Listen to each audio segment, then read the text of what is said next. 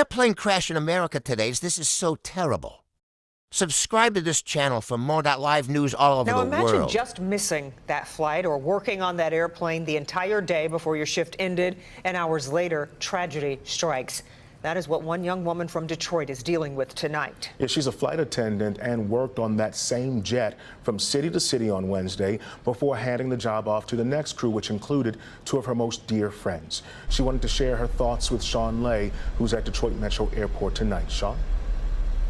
Her name is Alexis Burgess. Guys, I met her right here after she got her flight home after working that long day yesterday on that very jet going city to city. At the very end in Wichita, she said goodbye, have a safe flight to her other crew who are her dear friends, only to learn a few hours later of the absolute worst. And she's now coming home with the thought stuck in her head, of course, that could have easily been me. I don't know whether to be grateful or to break down. I don't know whether to quit or go harder or be strong or be braver, brave for them. I don't know. Alexis Burgess is stunned. She is in shock. If a flight attendant called in sick on the American Airlines flight from Wichita to Washington, Alexis would not be in her mother's arms here at Detroit Metro today.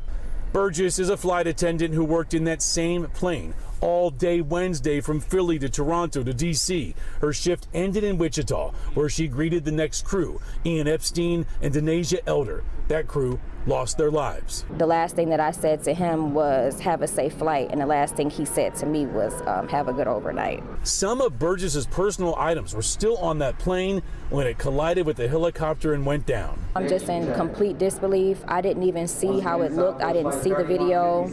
I didn't see anything. I just saw a small picture of it in the water, and to know that I worked on there and to see it in pieces like that. I left a water bottle in the back of 21C, and I worked the back. I worked the other flight attendant I worked with, she worked first class. I worked the back. So I'm just thinking about the things that I left on that plane, and the plane is in pieces now. As a mom with a daughter being a flight attendant, you pray every time she boards until she lands. So this is very heart-wrenching. This is very hurtful. If I was on reserve and one of those flight attendants got sick or had to stay, then they would have scheduled me to work the flight back to my base, yes. That close? Yes, it is. So I feel like I made it by the skin of my teeth and by the grace of God. By the grace of God, that is something Alexis is struggling with now. And guys, she shares with me that she absolutely loves her job when she is on a flight working, which she often is about every day. She never thinks about anything but the job. She doesn't think about anything going wrong. She is going to catch her breath, though, and take a few days off, maybe more than a few days off, to deal now with what has happened.